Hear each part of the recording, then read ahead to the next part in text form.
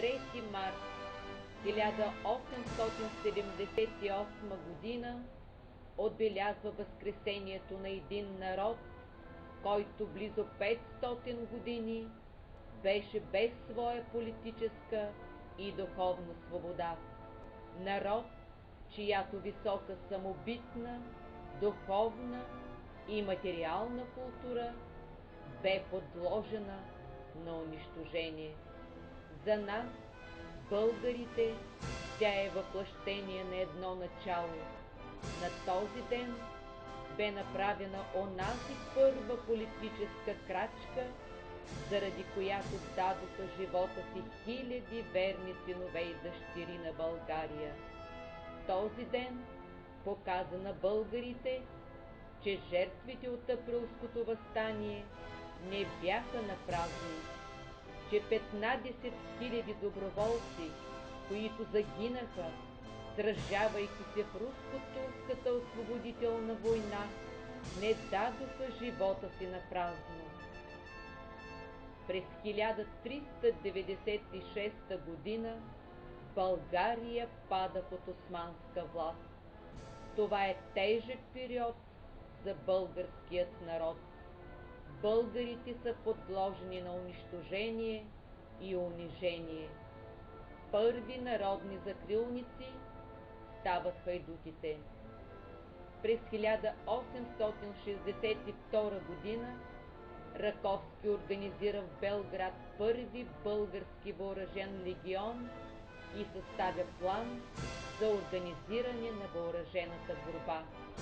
Особено важна фигура в национално-освободителните борби е и Васил Левски.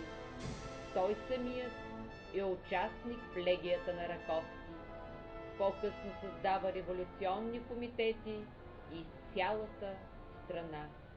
След смъртта на Левски, друга силна личност продължава да работи за организиране на освободителните борби – Христо Ботев.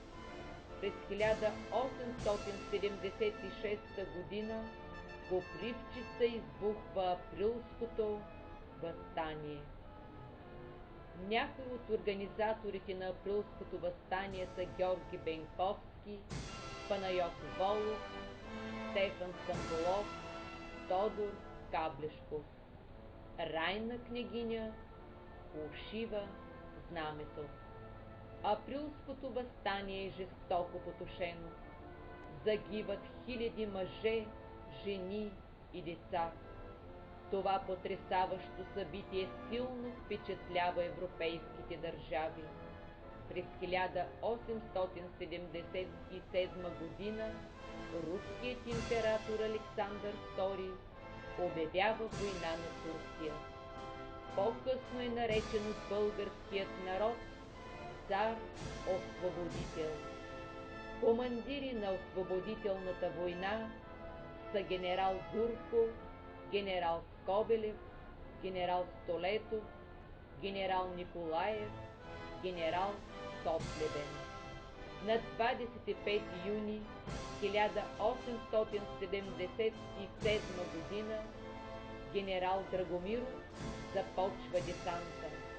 Въпреки ожесточеният огън на турската охрана, русите преминават Дунава. На 27 юни е освободен град Свищов.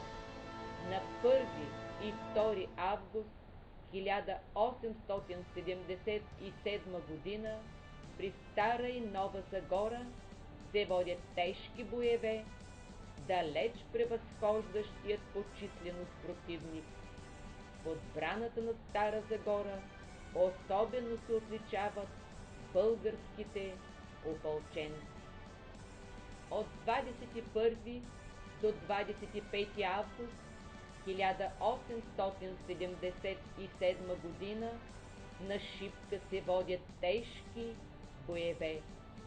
Заедно с руските, румънските и финландските войници участват и български опълченци под командването на генерал Столетов.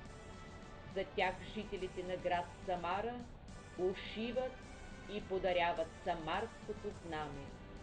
При силен снеговалеж, мъгла и студ, генерал Гурко решава да щурмува и да навлезе в Софийското поле. По неудобни пътеки, с помощта на българите от околността, русите принасят своите оръдия и прекарват обоза. Охраняващите арабако-нашкият проход турски войски го изоставят и се насочват към София.